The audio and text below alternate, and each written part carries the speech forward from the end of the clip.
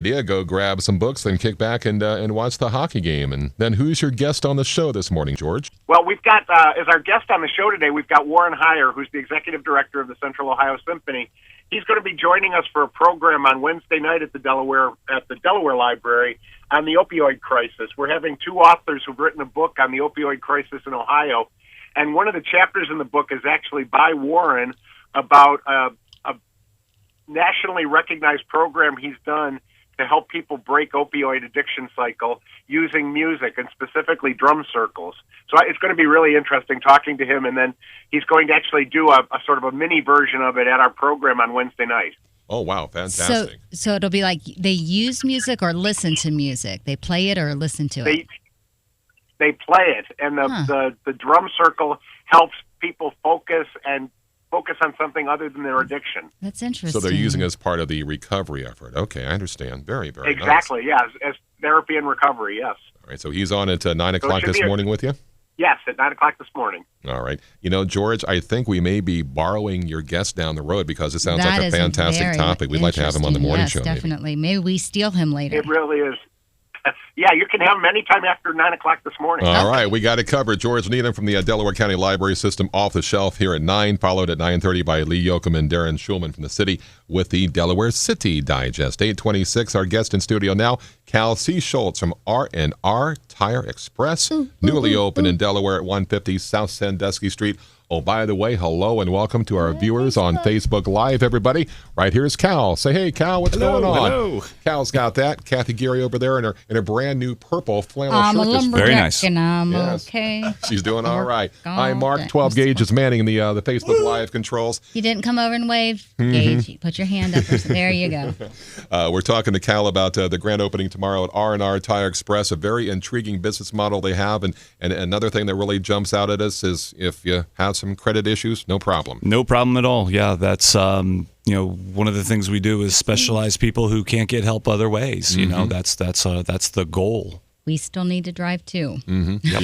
So it's rent to own, essentially, tires. Yeah. So It's the same concept of that's been around for a long time, and it's a no credit check situation, and The package that we spoke about earlier, all the stuff that comes with it would be an add-on at any major, big box tire store anyway. So for us to have it included, it's pretty cool stuff. And you basically just said, like, I could say, here is my checking account. Automatic payments, absolutely. Yeah, yep, absolutely. We were talking a few minutes ago about the flat repairs. Can you give us a broad overview of that again? You take care of any flats in the first year, or is the life of the tread? You said, right? Okay. Yeah, you want to ask me that question? I do. This is from Richard Upton, owner of J Gumbos. He texted me this, and he said it's very important to go into detail with you because he said you fix the repairs different than about 95% of everybody else. So I don't know if he's talked to you or had you fix one, but he seems to know this. He said that you do a true flat repair. Correct. And he said you should make sure you mention this because he goes, that'll get you more sales than anything because you do this better than anyone else. It's not like fix the flat kind of stuff. So I want to make sure that you explain that to me. Yeah. Our theory is instead of being a jack of all trades, we want to be an expert of one, and that's tires and wheels. So what we do for a flat repair, which by the way is $15, we will take the tire, fully inspect it, inspect the bead, inspect the valve stem, obviously the tread. Right. We will then remove the tire from the wheel, clean the wheel, and we do something called a patch plug that it will go through any puncture, and then it provides a patch on the inside. And then we actually vulcanize the rubber to make it all one piece again, and put that all back together for you for $15. How long does that take? Finding the hole sometimes is the hardest part, but if there's a nail or a screw sticking through, we've pretty much got you covered there. We can do that in about 15, 20 minutes. I've watched how they find the hole when they put it in water. Yep. And they sit. Yep. We got the dunk tank, and it's amazing. One of the things that's really been interesting for me is how many specialized products there are for the tire business. There's a special fluid that they make to check for the holes. Mm-hmm. It bubbles up differently than it would if it was a Windex or a water or just a plain household cleaner. It's pretty crazy. Yeah, I had one that was in my car from last winter, and AAA came to look for it, and they put that stuff in my car, and they watched for it to bubble. Yeah. Yep. And then when we realized how big it was, there was nothing we could do for it. There's definitely sizes and places. The state mandates what can and cannot be repaired. So we definitely, and that's why I stock tires too. So if you do have a hole in an area where the state just won't let me fix it for you, we have a nice low cost alternative to keep you rolling. Why would that be? The holes can be too big? Or the holes can be too big. To the locations, too close to the edges. Anything in the sidewalls is just an unsafe repair, and we simply won't do it. So stay away from sidewalls completely, huh? Yep. I thought it might be close to where the air goes in or something, that area. Nah, we'll fix that too. Okay. Cal, where are you from, man? I was born in Kettering, Ohio, and came up here for Ohio State. Met my lovely wife Katie, who's from Akron, and we said, let's just stay here. And I've built a house in Delaware over in the Dornoch area. Been here since '04. So for me, getting back to Delaware, I was working a lot in Franklin County. Serving the people of Delaware County is important to me. Being a part of the Brown Jug, a part of the First Fridays and all that is really important for me. So I'm really happy to be back home. I have a lot of family in Kettering. Oh, yeah? Mm-hmm. Aha. Cal, one of the most important things we talk about each and every single morning here on the Breakfast Club is food and pizza. Pizza is always a topic of conversation. The most important thing. We would like Cal's, input on the best pizza around here. What's your go-to? What do you love, man? Pizza. Cheshire Market now. Cheshire Market's here? is really good. And it used to be the Pizza Cabin, and now it's 4 points. 4 points. Yeah. We really like that place too. Yeah, we just gave away $100 things card. for that for Valentine's Day. Story of my life, day late and a dollar short. Yeah, I've never had it, but that's what I've heard is that it's really good. All right. I figured the best way to get to know somebody is ask them about their pizza choices. Cheshire Market's great. We get it when we go out on the boat in the summer, and they actually have a dock that they bring it to, and you can have it delivered to you. That's a great idea. It's awesome. Coming up, another exciting edition of Pam's Jams, a local band breakdown. We'll get into that, and Cal will tell us exactly what's going on tomorrow at the grand opening of R&R Tire Express Saturday morning and all throughout the day. It's 8:32 now on your Breakfast Club. You probably can't tell from the Ohio's best classic hits. W225CM Delaware. WDLR Delaware. W225CM Delaware. The new 92.9 FM and 1550 AM. WDLR Delaware. Ohio's best classic hits. WDLR. Good morning and welcome to Off the Shelf. Brought to you by the Friends of the Delaware County District Library. Love the library? Join the Friends. For the next 30 minutes, we'll explore what's happening at the Delaware County District Library. Here are your hosts, George Needham and Nicole Fowles. Good morning, Delaware. It's last Friday in January. Still looks like October. I don't know what the heck's going on with the weather, but I was just thinking when the station identification as they lead in with the W5 blah, blah, blah, blah, it sounds like we're sending secret messages to the French underground or something. Or are we? The tanks get launched at I don't know what this going on. So. Anyway, welcome to Off the Shelf. Good morning, Nicole. Good morning, George. Morning, Gage. Morning. Our guest today is Central Ohio Symphony Executive Director Warren Heyer. Good morning, Warren. Good morning, George. We are delighted to have you here. We are delighted to be able to talk about the book Not Far From Me and what we're going to be doing Wednesday evening at the Delaware Library. So we'll talk about more about that in the second half of the show. Sounds great. But it's great to have you here. Thanks for being here. You're welcome. So, Nicole, you got a book. You got all sorts of... Oh, wait a minute. I just got a flash from the Friends of the Library. Just came in. Yes, this is really fresh news. Got to shuffle the papers. Yeah, right. We should be doing something like that. But what happened was just before I left the library to come in for the show this morning, I got a message from Karen Cowan, who's the president of the Friends of the Library, that Betty Simcox, who's a former Friends of the Library board member and the owner of the Goddard School in Lewis Center, has agreed again to be one of the major sponsors for the Young Writers Workshop and for the Middle School Writers Workshop that the Friends launch. This has been a great program. We've had over 250 kids, books produced by the kids through this program, and we're delighted that we're going to be able to do it again in 2020. So thank you very much, Ms. Simcox. We really appreciate your support. That's amazing. Yeah, it's great news. That means that every ticket that's purchased for the Young Writers Workshop is 100% proceeds. It's all helping the friends. the Yes, friends of the some library. of it might go for some of the supplies, but we have the Steve that comes in and does the program. Yeah. But yeah, it's just she really makes it fly. So That's great. Penny Mung, who's been working on that forever and does a great job. We're just so happy to have Betty as our supporter. So thank you. Yes. All right. So back to what you've been reading and listening to. Yeah. So this week I did something a little easier. It's still January. I still love reading the best of lists from 2019. If you read my column that I write for the Delaware Gazette every Saturday, I've been highlighting some of our most popular checked out items in 2019. And then this one that I picked up just came for me. It's called Pumpkinheads, and it's a graphic novel. And it was voted the best graphic novel on Goodreeds last year for 2019. Best, like they always do books that came out in that year. So not necessarily most popular, but most popular ones released in 2019. So it's called Pumpkinheads.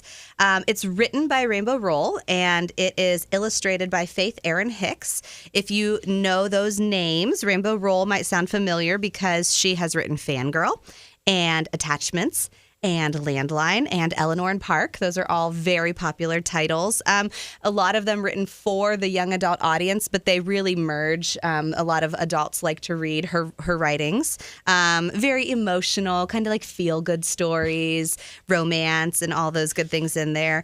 Faith Erin Hicks, if you are familiar in the graphic novel world, she has illustrated, an issue of Lumberjanes, the Beyond Bayleaf Special #1. She has illustrated Friends with Boys, The Nameless City, The Adventures of Superhero Girl, The Stone Heart. So she definitely has her illustration chops as well.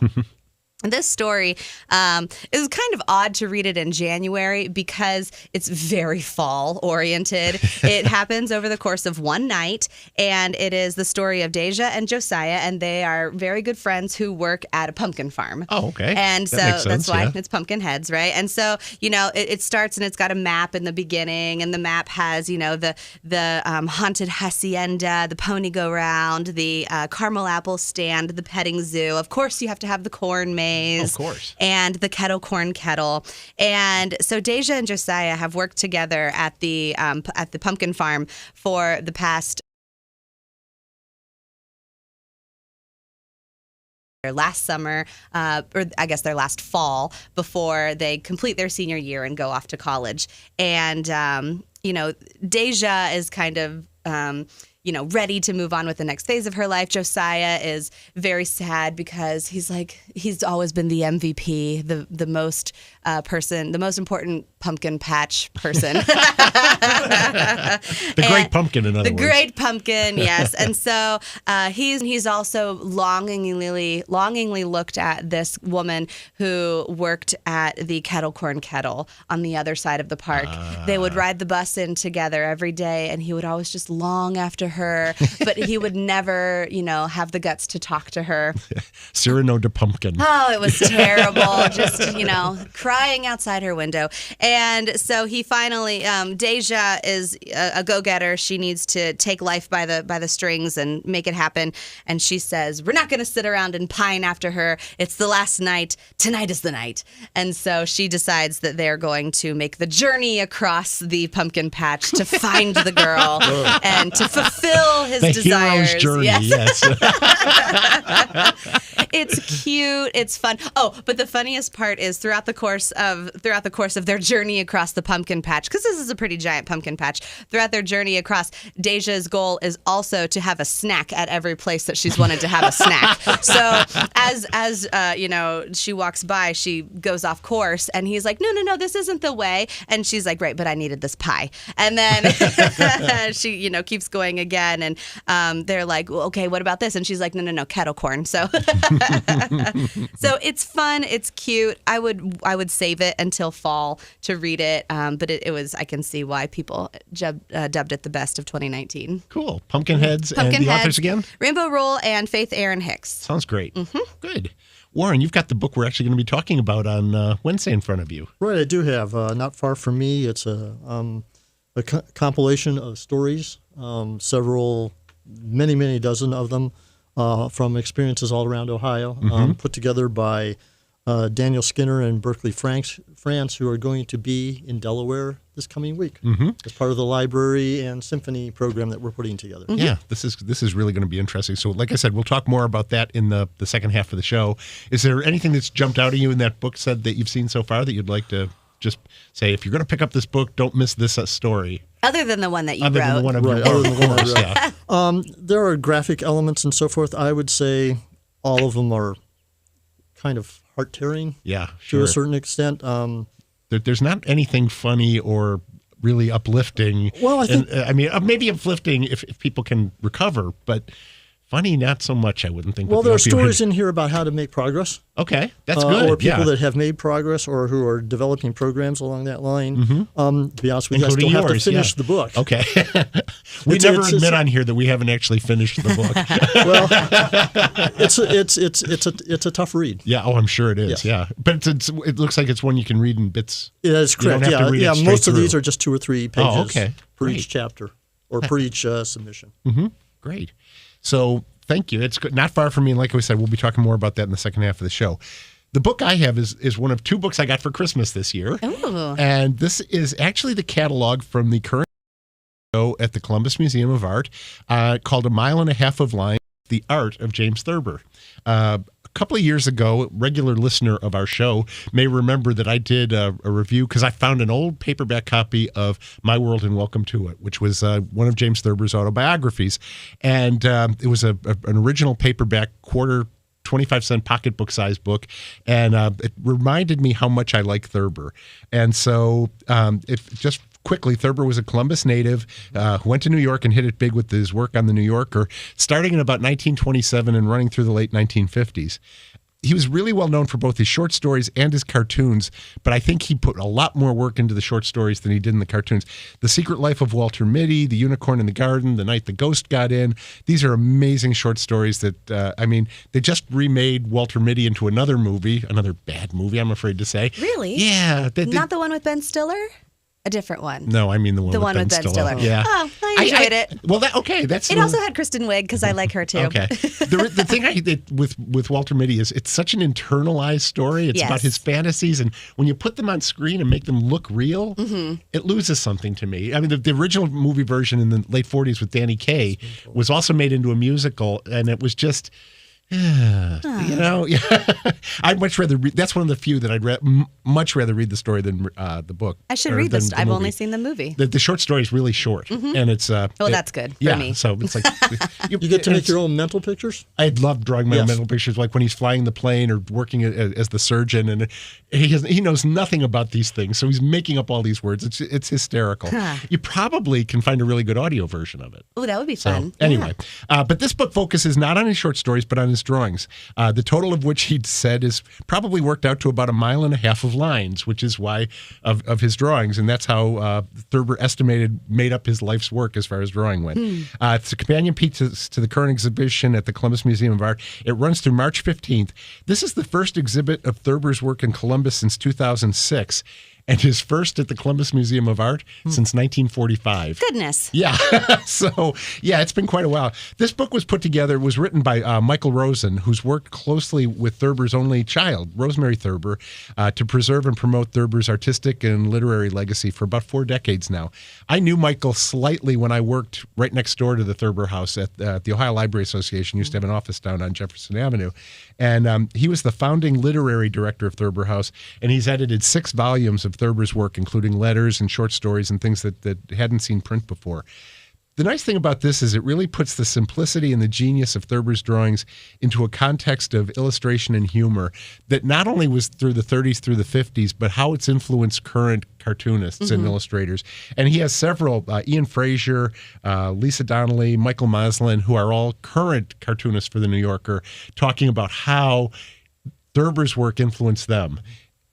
If you know Thurber's work, you know it's really simple. He's not a craftsman, but he can bring out the character in people and especially in dogs like nobody else. Thurber's dogs, those long-eared, absolutely breedless beasts, they can be loyal, they can be doubtful, they can be curious, they can be just plain ornery, and it's basically all in the eyes. He does amazing things with those eyes. And so if you like Thurber, if you enjoy his writings, if you've enjoyed his cartoons, this book takes you back to a lot of things that have never seen print before. They got into the archives. They pulled out sketches, random drawings, things like that. He did a number of cartoons that the New Yorker rejected. Oh. So some of those show up in here. Advertising copy that he did, things like that. So it's a very enjoyable book. I'd say read the book, visit the exhibit, and then dig deeply into the rest of the Thurber canon because it will reward you quite nicely. Oh. So again, that's 1.5 miles of lines, The Art of James Thurber. We do have copies available both with our library and through Central Library Consortium, and it's by Michael J. Rosen. Thanks, Michael. You did it again. Congratulations. Okay, we will be back in just a moment with Warren Heyer, so stay tuned. Warning. If you're drowning in debt you can't afford, do not let the credit card companies trick you into thinking that you have to pay it all back, because you don't. What the credit card companies don't want you to know is that there's actually a way to get debt-free without paying off your entire debt or going bankrupt. If you have $10,000 or more in credit card debt, you now have the right to let us settle that debt for a fraction of what you owe. For a free estimate on how much money we could save you, call 1-800-964-5786. If you can't afford to pay off all your debt, do not let the credit card companies trick you into thinking that you have to. Call Credit Associates now for free information on how to get debt-free faster than you ever thought possible, without debt consolidation or bankruptcy. We depend on your success and offer a guarantee, so there's no risk. For your free 5-minute savings estimate, call now, 1-800-964-5786. That's 1-800-964-5786. 1-800-964-5786. If you love the Delaware County District Library, join the Friends of the Library. All of the money raised helps your library. The base membership is only $15, and with that you'll receive discounts at book sales, the Kentucky Derby Party, and much more. Think of all the great things the library does for you. Now here's an easy way to do something for your library in return. For more information or to join, go to DelawareLibraryFriends.org. That's DelawareLibraryFriends.org. Sports Possessions is your home for athletic autographed collectibles. They've been in Central Ohio nearly 15 years, with the largest Ohio State retail memorabilia collection in the country. They're an authorized dealer for Grunt Style, a veterans-based apparel company, from framing to silent auctions and autograph signings. Sports Possessions has it all, and then some. 2 locations, lower level of the mall at Tuttle Crossing in Dublin, and the Tanger Outlets Mall in Sunbury. Online at sportspossessions.com. Did you know the UPS Store of Delaware does every ing for your business? You mean everything? No, every ing, like printing, faxing, packing, notarizing, shredding, mailboxing, laminating, binding, copying, taping, consulting, storing, grading, designing, returning, and of course, shipping. Oh, so everything. Every ing. Okay, gotcha. Visit the UPS Store of Delaware today for every ing you and your business needs. Conveniently located at 175 South Sandusky Street or online at theupsstore.com. From the WDLR Weatherbug Forecast Center, for this morning, cloudy skies, cloudy today with snow developing, little or no accumulation, high near 40. Cloudy tonight, low 32. Saturday, mostly cloudy, maybe a sprinkle or flurry in the morning, bit of rain or drizzle for the afternoon, high 40. I'm meteorologist Jim Rinaldi on the new 92.9 FM, Ohio's best classic hits. 35 outside right now. You're listening to Off the Shelf on 92.9 WDLR. Jim, you and I are going to have a conversation. These weekends are just too dismal. Yeah. Well, you got to come up with something better. It's been the same weekend forecast for weeks. They've been saying snow, snow, snow, and I have yet to see snow. But just the rain every weekend. It's like, oh man, another one. Anyway, we can't do anything about that. So let's talk to Warren Heyer. All right. Yeah. Well, hopefully not the weather. So, no, we're not going to talk about the weather anymore. Enough of that. So, Wednesday, 7 to 8 p.m. at the Delaware Library. Right. We're going to do the program on Not Far From Me, Stories of Opioids in Ohio. As noted, Berkeley Franz and Dan Skinner will be there to discuss the book that they've edited of stories from Ohio. So how did you get involved, and how did you become part of this book and part of our program? Well, I'm not exactly sure how I became part of it. You can make something up. Nobody's going to contradict you here. Well, my side of the story is I was sitting at my desk one day, and I have this email from somebody that just says, we've heard about your program that you're doing in the courts, the mental health docket and the juvenile treatment court. and we'd like to talk with you about your story. And then they said, we'd like you to write a chapter in our book. And I kind of looked at it and I said, they've got the wrong person. And so I promptly called my wife and said, they want me to write. And so there was a bit of me that just said, do I answer this or do I not? And so I did answer it, and that's how it came about. Somehow they discovered our program, the Symphonies program in the courts, and so we contributed a story about what the program is, what it's like to go through it, and kind of some of the results. It's more of about how we run the program as opposed to being lots of specific outcomes. Well, so you mentioned the program. Talk a little bit about what the program is and how the program itself developed. Well, the program itself developed in a couple of different ways. Originally, as a percussionist, I was at a big percussion convention, believe it or not, that we actually have them. That's right. Nobody believes we have library conferences either. So. Well, ours is about 5,000 people that show up in Indianapolis. Wow. And you all bring your drums and timpanis and other percussion? There's a lot of that there. I'll bet. Yeah, wow. There is a lot of that there. So, and my wife often goes with me. And in this particular case, I was off listening to, I don't know, Boston Symphony musicians or something like this. And she likes some esoteric things. And she went to this thing on drum circles. And when that was when the sessions were over, she came flying down the hallway and said, "You got to go see this." And so I went to another one that they had later in the day. And what really got me started was that in 1 hour time in this demonstration, we did the entire fourth grade music curriculum. And I thought, whoa, this is what I'm looking for. So this kind of evolved then as I learned more and more about it into how to use the drum circle in education, but also where we another place we might apply it. And then again, going back to my wife, she was at a meeting one day at the juvenile court, and they were starting this new drug treatment court program, and they were saying they had nothing. They weren't sure what to do with the youth in the program. Mm-hmm. And she came home and said, I know exactly where to put the drum set. So it sounds like April is really guiding a lot of this program. Well, we're a team. Right. We're a team. Of course, yes. Yes, it goes the other way sometimes too. So that's how it started. Okay. And so eventually I wrote a grant. Mm-hmm. We got a national grant for it.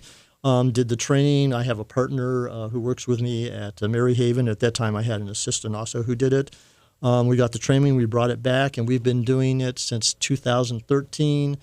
In terms of drum circles itself, both with the courts and then some that I've done on my own, we've done about 800 sessions in that period of time. Wow. Yes. So if somebody is referred to the session or decides they've heard about it and wants to come, what do they experience if they come to one of these sessions? Well, the two sessions that we work through with the courts or that with the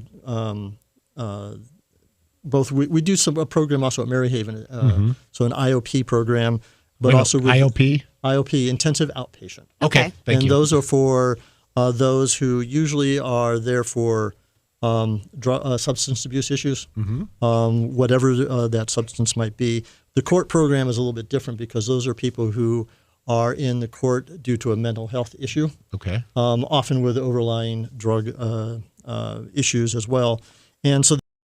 Come into the program, and we have a protocol. It's a therapeutic protocol that we go through, and so we explore lots of different issues. And I like to say that it gives them a chance to talk, a voice. It's not our drumming isn't a treatment. It's a chance for them to talk and express themselves and to share things back. So it's not actually a therapy. It's more like a conduit to allow people to kind of self-heal. It has a therapeutic design to it, but you're right. It's very much that way. Okay. So yeah, I think one of the you've brought this program to us during Summer Reading Club. That's right. At our Ostrander Branch Library most often. And one of the ones that I sat in on, each child sitting in the circle had their own, like a bongo drum, something that fits between their knees. And, I remember one of the first things that you would have them do is you would say, introduce yourself through the drum. That's right. In whatever way sounds like you. If that's, a small, your nails tapping on it, or if it's a big whap, and that's just another way to speak without using your voice. Right. Well, in the treatment program, one of the reasons that this is really important, and particularly with youth, is they're often being yelled at, often told what to do and so forth. This, we call it rhythmic naming. And what you get to do is you get to say your name and play something, and then everybody in the group plays it back to you multiple times. Wow. Cool. So it becomes, it kind of builds self-esteem, and they get to hear the name the way they would like to hear it instead of the way somebody else is. It also forces the other people in the circle to actually listen. Exactly. It forces them to listen, but it also, then they're getting the response back in their own names. So we have a number of different things. We do a little introduction to the program where we just kind of talk about who we are. We do a wellness exercise, so we do a lot of stretching, breathing, kind of break the day up that way. I spend a lot of time actually doing something called a shaker pass, which is actually a breaking the ice type activity. And we have these plastic lemons that we pass around with different rhythms and patterns and so forth. And that really builds for us a chance to talk about change, because all of these participants are going through change. And if passing a plastic lemon back and forth is really difficult, just how difficult is it to bring change for the big issues that they're working on in their lives. Yeah. And I think one of the things when I've done some change things for librarians, one of the things you always say is start with what you know you can change. It's like my grandson one time, the first riddle he ever told me was, how do you eat an elephant? And it's one bite at a time. Right. And that's how change works too. You don't start with the massive issue. You start with the little stuff that you can, and this having a little bit of feeling capable and competent to make a little change starts to build it. So well, part of this program also, when we do the passing the plastic lemons, is at one point we tell them if they drop it, they're not allowed to pick it up. And of course, the natural reaction is if you drop something, you want to pick it up. And part of that experience is that as they're going through the treatment program, they're being told lots of things that have become habit that they're no longer able to do. So this kind of brings that to the forefront, and to show the fact that yes, you have to find a different way to do something. Wow. And so that's just a part of it, and then there's more to it later. I'm sure, yes. This is fascinating, and I think it's going to be a really interesting program. I'm really looking forward to it. Yeah. So then we will have, this is going to open the program, I believe, right? The Drum Circle. And then Franz and Skinner will be doing some of the readings from the rest of the book and talking about this, correct? They actually have a really great website. If you go to the Not Far From Me website, they have discussion questions. So anyone could facilitate a discussion based on the questions that they have on their website and the resources that they have on the Not Far From Me website. But we're lucky enough to have them facilitate this discussion with us on Wednesday. And we, Warren and I got together and we talked about what we thought would be kind of the best topic for this community. And the one that we're going to be focusing on is about establishing place. Right. And what does the community look like as it establishes a place to promote recovery? Because we were like, what does the symphony and the library and the overall Delaware community have in common? Well, we all share the same space. And so we really think that if we want to be a community that supports people in recovery, we need to figure out how to do that. And part of the challenge is that we think of people who are doing this as going somewhere else, but they're all here. Right. And we don't know who they are. And so part of the process is to how do we, not only in terms of physical space, but in terms of the space that we create, the emotional space, the comforting space, how do we create a space like that where somebody who is going through recovery can find the resources, to make progress. Great. Well, this is the second in a series of community conversations we're doing through the library. Last night we did a program on human trafficking at the Ostrander Library. This program, Wednesday, February 5th at 7 o'clock at Delaware, will be on opioid. If you have ideas about things that you would like to see us discuss, the things that you think the community needs to discuss, please contact me or Nicole at the library. We would love to hear from you.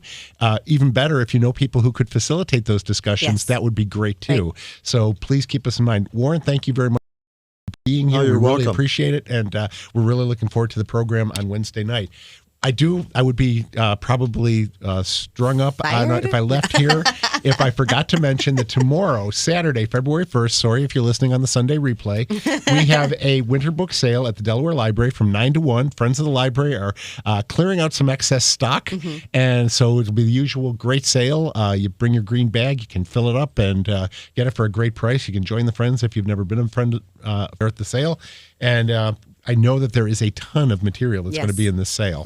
So, and I know we've got several other things coming up, like our football tailgate party Saturday. This is such a fun one. 2 to 3 o'clock at the Orange Branch Library. It's going to be a playtime, so we'll just have lots of fun things out.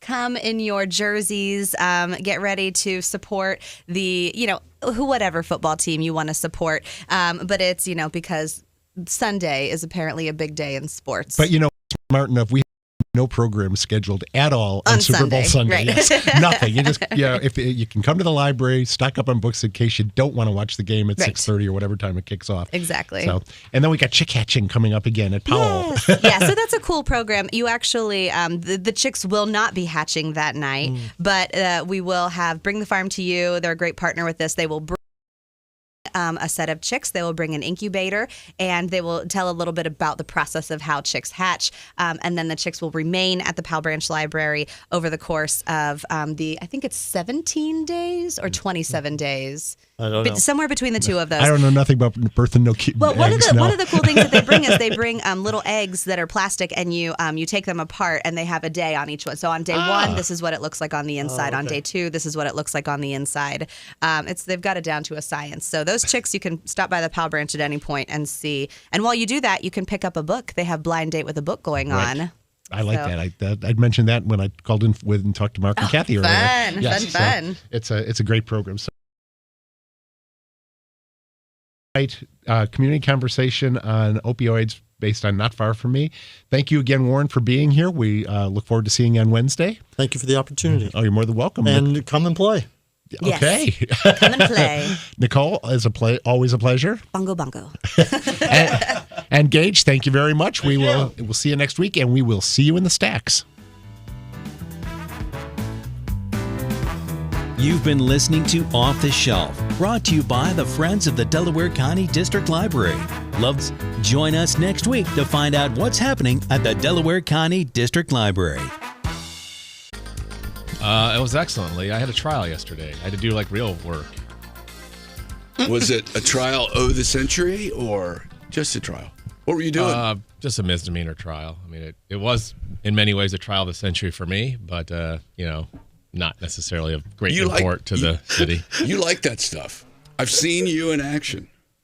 I do occasionally like to flex my lawyer muscles as opposed to my atrophied radio muscles, which clearly have never been practiced. I would never have thought that you could pull off the seersucker suit and the suspenders. Matlock, The way you pull them back and, when you're grilling somebody. So I will tell you this. I do wear suspenders. However, for those of you who might run into me while I'm wearing said suspenders, they are not like elastic suspenders. So when people pull on them, they just go. It's not effective. So please don't do that. Oh, boy. You're very comfortable in a courtroom. On the right side of the law, yes. You dig that stuff. I do. Yeah. It's kind of a big show for you. I don't know about that. I mean, there's someone in this studio much more comfortable in a courtroom than me. And that's why I'm asking these questions. You're making me very uncomfortable. You're the greatest person ever to step in a courtroom. I'm doing my best to keep my mouth shut. Oh, you're doing good. Good. I'm noting how excited you are that he knows how to do his job. Yeah, there's that. Yeah. That, of course, is Judge David Hemanowski of our Delaware County Probate and Juvenile Courts, and that is John Melvin, the Delaware County Facilities Director. We're going to talk with Dave and John in a little bit about the courthouse, the county courthouse renovation. It's a big project going on in the heart of our city of Delaware, and always lots of activity up there. And so we're going to talk to the guys how the progress is going. But welcome to the show, first of all. Good morning. Yeah. Judge, I'm going to ask you, have you hit the 5-timers club yet? You've been here a lot. Oh, goodness. I've lost count. You might be more than This might be 6 or 7 now. Yeah. I mean, you do a good job of getting in with other people. So it's oh yeah, I don't think we've had Hemanowski on for a while because we had him with the fair and the acting. I actually just hang around outside the radio station and sneak in when the door is open. He practically lives here. Like, I've got nothing to do with this topic, but I just thought I'd come by. I don't know if that's a credit to Dave's incredible talent as a guest or the fact that we just don't put much effort into booking guests. So and we didn't book him today. He just showed up. It's like if it's not Adam Moore, I'll call Himanowski. He's always free on Friday morning. So anyway, no, we He's love the second choice.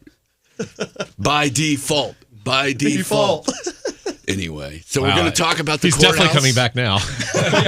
He'll camp outside. Yeah, we're going to talk about the court. So you're seeing John. It isn't that great that you're on, but that's okay. We're gonna make this one the best show ever, and so we're going to talk courthouse. We got a lot of ground to cover to do that. Darren, your week. I always like to get an update. Parker update.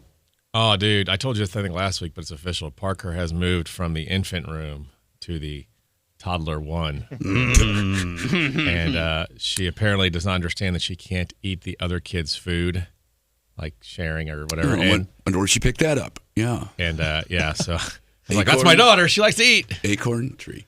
You look at the little menu. They send you like a update of what happens throughout the day, how many times they change her diapers. And Marshawn looked at it. She ate 7 times between 10 and 2. I'm like, how is that even possible? Again, it's the mirror looking back at you. It's amazing. Like, So, John, Darren's daughter is a year old. She'll be a year in March. Yeah. Yeah, she is my first, and I have no idea what I'm doing. I keep her alive, and that's good. Marsha helps her thrive, and I keep her alive. So no idea what I'm doing. That's the key. So we're going to talk courthouse. We'll probably get Darren's homer pick for the Super Bowl. Yes, you will. All of that and more. But before we do that, we interrupt this program to bring you a special news bulletin. Get a little headline news. The news wouldn't be the news without the news. But let me tell you, I got some news for you. Americans heard the news and went wild. Well, I've got some great news for everybody. If you were just upset that you could only attend city council 2 Mondays a month, I got something for you. This Monday at 6:30, we have a third council opportunity to attend. City council is holding a work session.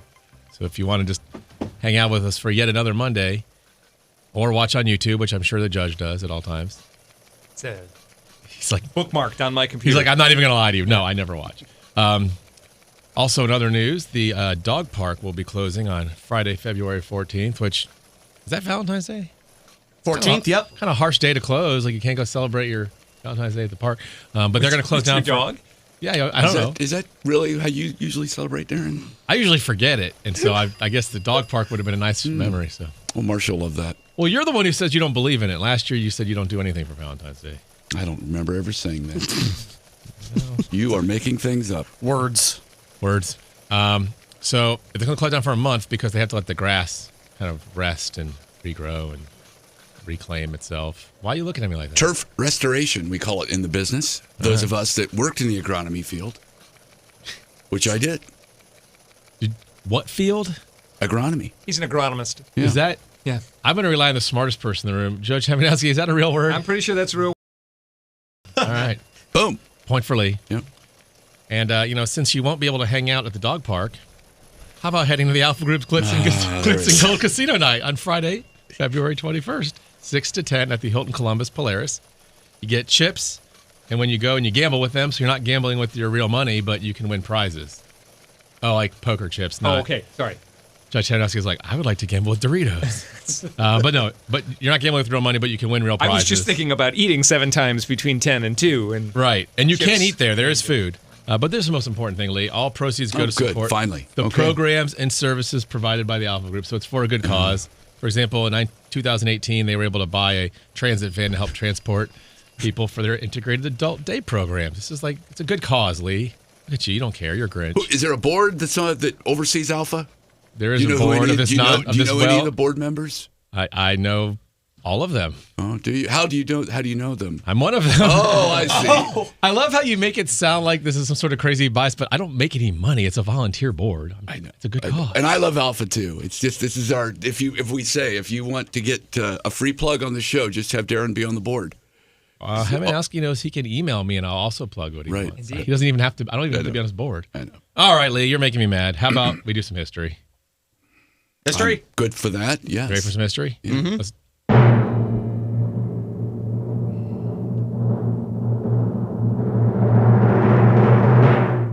All right. That is a long drum roll. Well, this one's the joke isn't as good. This does not have a payoff because I got stuck by prior bad acts, but it's a good history thing. On this day in history, 1961. Anyone going to give me a hint as to what you think happened in 1961? Let me guess. Something to do with Lee. I mean, yeah, always has to do with Lee. I believe that's actually when Lee began to collect Social Security. Oh! That's good. This one is near and dear to my heart. NASA launched Ham the Chimp aboard a Mercury Redstone rocket from Cape Canaveral. Really? Ham was recovered in the Atlantic Ocean following a 16.5-minute suborbital flight. Ham was the first chimp in space, and he traveled at a speed of approximately 5,800 miles an hour and got 157 miles above the Earth. So, you probably don't know this, Judge Hamanowski, but I love monkeys and apes and primates. This is where I wanted to insert a... Whoa! You've got astronaut socks. I've got astronaut socks on today. Wow, how about that? It's almost like you knew. It's almost like you came prepared. I was going to insert a really killer quote from Lee and Planet of the Apes, but last time I did that, I got in trouble. So we'll just let it sit on the... How fast did Ham go? Ham went 5,800 miles per hour. I believe that's also the speed at which Darren drove here today. Yes? No, I've ridden with Darren. Oh. I think you moved the decimal points over like 4. And you might That's why they drive separate now. Yeah. Is he even here yet? I don't even know. He just travels around So the Earth. is there an ending to that? It's over. I was going to quote the "You did it, apes" quote, but I messed up. 10 years later in 1971, Apollo 12 blasted off, I believe, on this date. Ooh. I did not know that. Alan Shepard, a couple of other guys, and he took a golf club with him that time. They could not have done it without Ham the Chimp testing That's right. first. That's right. Did Ham survive the flight? Ham survived the flight. He was smiling, but apparently when a chimp smiles, they're not like happy. They're like irritated and nervous. But I couldn't get this from the article, but apparently there's like things he had to do to make this work. Like he had to, I don't know what he did, but he did all the tasks he was supposed to do. So he really was a hero. Trained ape. He was a trained ape, and he was able to successfully land. He did die like 22 years later. Oh. No, he died at age 26. He died like 20 years later. But I mean, he's cool. All right. Great. There we are. We're caught up. Ham the Chimp. It's the Digest. I believe that was Darren talking all things Simeon. Gage is here in the house. We have John Melvin and Judge David Himanowski. We're talking about the Delaware County Courthouse renovation, major project in the heart of our great city of Delaware. We'll be back after our break with John and Dave and get the lowdown on the courthouse renovation. Hey there, it's Bob Allen. If you got a song you've been craving for lunch, have I got an idea for you? Drop by the Classic Hits Cafe every day from noon to 1 and request it. Phone it in to 740-368-1550. Email me at boballen@wdlrradio.com or hit us up on our Facebook page at Ohio's Best Classic Hits. The Classic Hits Cafe, brought to you by the Solar Saloon in downtown Delaware on Ohio's Best Classic Hits, 92.9 WDLR. Order up!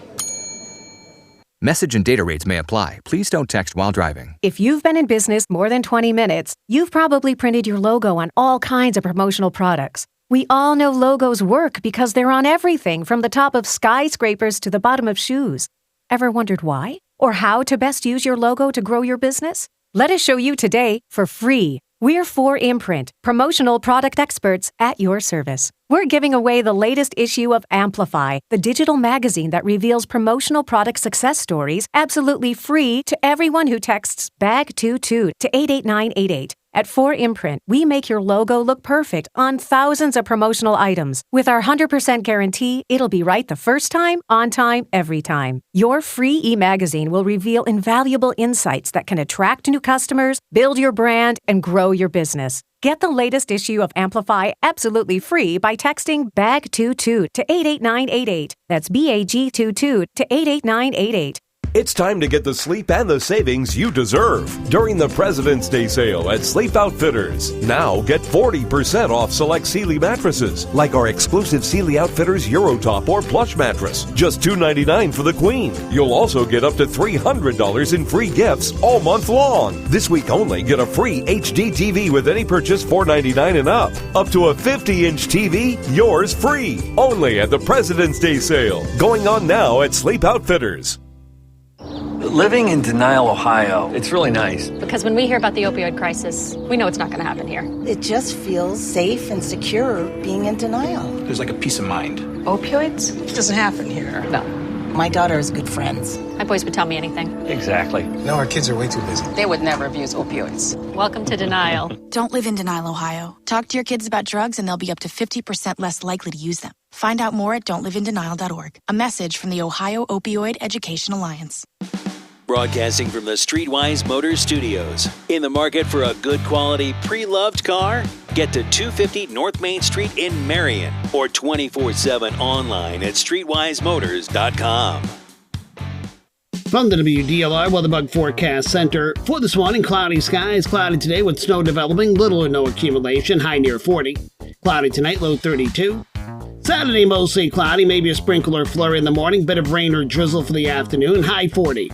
I'm meteorologist Jim Rinaldi on the new 92.9 FM, Ohio's best classic hits. 38 degrees with cloudy skies. You're listening to Delaware City Digest on 92.9 WDLR.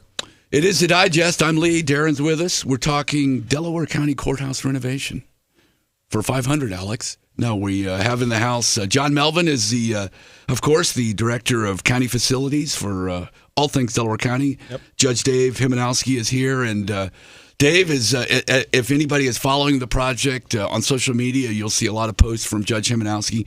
Judge is sort of the in-house historian for Delaware County. And, of course, John is the actually involved with the project. But we're renovating the Delaware County Courthouse. It's behind chain link fence. I'm sure everybody has seen it. And a pretty impressive project. And also an important project, John. Yeah.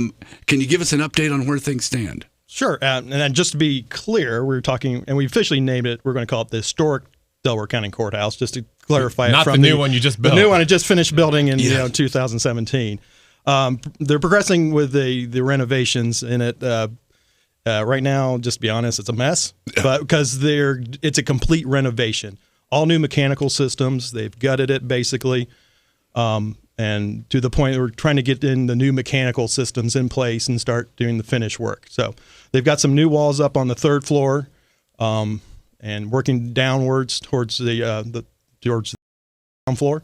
The biggest portion going on right now in the ground floor, we're putting all new mechanicals, so we're burying all the HVAC ductwork and all the mechanicals. All right. Really clean up the basement and have it, again, we try to call it the ground floor, not the basement. End game, and I haven't been paying attention because I've been researching monkeys. What is the building going to be used for now that all the the courts have moved to the new building? Yeah, we got the new courthouse, so this will be the home for the Board of Commissioners and all their staff, as well as the administrative services, HR, veteran services will have a home. It's key, and this is associated staff, economic development, the county administrator's office. And so you're ripping out all the courtrooms and turning it into like an office space. Yes, but not all the courtrooms. The second floor courtroom, which was the original courtroom, the original courtroom was 2 stories tall. They added the third floor above the courtroom in the late 70s, early 80s. And we're trying to bring back a little bit of that. So that'll be the commissioner's hearing room where the commissioners will have session. And above their bench, their hearing bench, the window, the stained glass window behind it's 2 stories tall. So we're going to open up that third floor to bring back that feel of that original courtroom volume. So, John, what the challenge is? It has to be pretty tremendous. Of how do you shift a courthouse from kind of historical building to a more modern office building? What kind of challenges are you facing? Many. The building's 150 years old. So it's really heated with fireplaces. And again, we're complete new modern mechanical system in there, including we're putting fire suppression in it. So we're going to add sprinklers to protect the building as well. Just making everything fit. And get it hidden is the big key. So, I heard Lee used to be one of the little kids who shoveled the wood onto the stove back when it opened. Yes. So the building that our historic courthouse was opened in 1869. Yes, they completed construction in 1869. Real interesting. The architect, in doing research for this renovation project, contacted the Historical Society and got reproductions of Gazette articles from 1968 and 1969.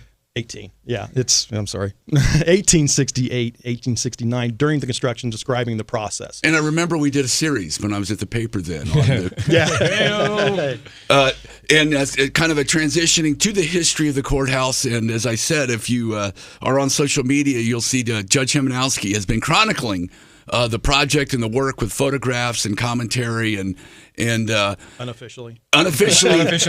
So he breaks into the scene, takes pictures. So he's on. I had to get him a hard hat. I was going to say, I've got a bright blue hard hat. Yeah. John gave me. So, Judge, I know you get totally geeked out about history, and especially as it involves the city of Delaware and our community. And tell us some of the things that you found, or some of the cool stuff. Well, and John can jump in here. Just the amount of really cool stuff that's been uncovered as things have come off, as the drop ceilings came out, as the drywall came down. There was a great story here in the paper recently about the mural that had been uncovered. Some of the original wall coverings have been uncovered. The original flooring has been uncovered and is being restored in places. One of my favorites, having worked at the prosecutor's office here in Delaware County years and years ago, before that renovation, before we added a second judge in the general division, the prosecutor's office was in the courthouse.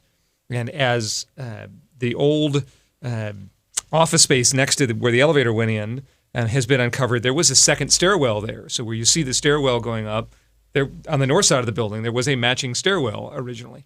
And they have uncovered the sign that angles where that stairwell used to be, cool. Pointing up with an arrow that says prosecutor's office. And that used to point up the stairs that have been gone for, 40 or 50 years probably now. In the 50s is when the elevator was put in, when the stairs were taken out. In fact, I joke about that elevator, that elevator is so old that Otis himself put the elevator, it's an Otis elevator. It was actually Otis who came and put the elevator Serial in. number 001. Exactly. I had the chance to walk through the courthouse, John, soon after you'd closed it and were preparing. You were kind of marshaling everybody to prepare the work last summer. And what I think people forget is at one time, this was all of county government was in this courthouse, much like City Hall used to house all of city government, to the point where the treasurer's vault is still there in the courthouse. Yes. Yeah. And it will stay. It will remain there. Yeah, the safe. Anywhere. Yeah, the original safe. treasure safe is still in place. Yeah, it's on the first floor and sits on a foundation through the ground floor. That's not going anywhere. It's being protected during the construction. There's another vault inside there where the auditor kept records, and it's being repurposed, but restored. And we're not talking that long ago. I mean, when I came to town in the mid-'90s, the auditor, the treasurer, the clerk, the recorder, they were all in the courthouse at that time. I think only the commissioners had moved out. Yeah, the commissioners had moved out into the Carnegie building. And we built the Hayes building, and we opened that in 2002 is when the auditor, treasurer, and recorder all moved out of the courthouse. So I don't want to put you on the spot, but I think you mentioned the commissioners were moving to the courthouse. Yeah, they'll move into the historic courthouse. Now, what's going to happen with the Carnegie building? Or is that next kind phase? It stays, yes, absolutely. Kind of backfill or give the other more of the emergency services offices in there, 911, EMA, room to expand in that building. Because that's a cool building, too. Yes, absolutely. So, John, I know that people driving on Sandusky Street or Central Avenue have become accustomed to seeing all of the statues out front. The Civil War soldier is there now. The other monuments have been moved, and there's a plan for those. Absolutely. That's one that I think the most visible and exciting new feature of this historic courthouse will be a new Veterans Plaza out front. Yeah, we moved all of them, put them in storage. The other monuments, obviously the Civil War is not going anywhere, and that'll be the focal point. A new plaza coming up from Sandusky Street, new stairs going up to the first floor entrance, new flagpoles. Those monuments get rearranged and put into a nice little plaza there. I think that this might have been a discussion you may not have been totally involved with, but talk about or comment on the importance of keeping and maintaining that courthouse in the heart of Delaware. The county really deserves a lot of credit for the work that's going into that to not only to keep it, but to restore it. Sure, yeah, absolutely. I mean, it is the historic courthouse. It's not going anywhere. We had debates on what to call it, but obviously we're not going to do anything with Lady Justice on top of it. So it's always going to be recognized as the historic courthouse. So we need to find a good purpose. And I think we've got that. We'll fulfill with the commissioner's office. They originally were started in there as well. So Lee, as you said a minute ago, we've seen a number of other counties where they've built a new courthouse facility and they've just abandoned the old building and left it to rot. Yeah. And 20 years, 30 years, 50 years later, they say, oh, well, it's beyond repair, and then it gets torn down. So Commissioners Benton and Lewis and Merrill deserve a lot of credit for making the decision and investing the money to find a good use for the building. And speaking of the statue, the steps behind the statue, the traditional entrance to the courthouse, did I read, John, that those will now be, that entrance will be open back up? Yes. That's great. We won't have the same level of security as courthouse requires with screening and coming in single. Obviously, the west ground floor entrance is the ADA accessible entrance. But the first floor going up from the Sandusky Street up the steps up will be open to public. So, you said that you looked back at the old gazettes. Can you talk a little bit about the construction of the courthouse and any insight into what was going on back then? Like I say, the architect got those reproduction articles. They really described the construction process and where it was. It is really neat once we opened it up to see these huge wood beams and trusses that went into constructing this. And you think 150 years ago, they did this with horses, blocking tackles and stuff, especially just finishing a construction of a new modern courthouse with, a tower crane, to think how they got these massive timber members up there and in place and just the engineering behind it. It's pretty amazing. When you were doing the research in the Gazette, did you also have any favorite sports articles written They by didn't have any of those reproductions. Just in the time we have left, what do you anticipate will be happening here that residents may see as they're driving by? What's next on the to-do list? Well, obviously the majority of the work's going on inside the building. We've the winter's kind of slowed down the outside progress. I think they had hoped to get more outside done before this point, but we had to put again all new civil packages in there. Had to run new storm lines, new sanitary lines, new water lines, the infrastructure there. So they didn't quite get any to the plaza work.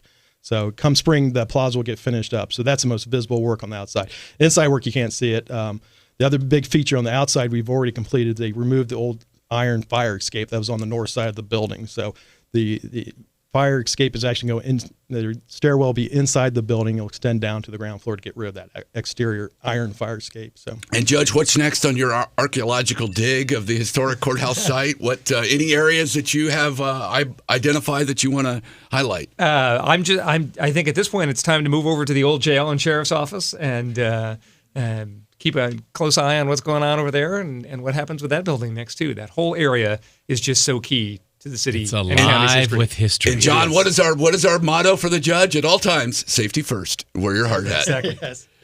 Well, we'll look for, again, you can follow Judge Himanowski's posts on the courthouse. Most of those are on the county side. They pop up. I've been sharing them over to the most of the Delaware City and Delaware County community pages, so they're Great way to keep abreast of the project. John, thanks for coming on, and best of luck. We'd love to have you back on. I'm sure there'll be some events when the historic courthouse reopens, and we'd love to talk to you then. And maybe after the project's over, you'll start growing hair. Is this why there's no hair? Because you've had to. That's led up to it. There's been several projects. Right. It's very bare back here where you rub your head a lot. Anyway, thanks for coming on, guys. Darren, I'll see you next week. Next week, I'm actually out of town. No! All right, well. I'm full disclosure. I have to be me and you, Lee. Judge, I'll see you next week. We won't tell Darren. But anyway, Gage, thanks for having us on. This has been Delaware City Digest. You've been listening to Delaware City Digest on WDLR. Tune in next week to find out what's going on in your city of Delaware. W225CM Delaware. The news.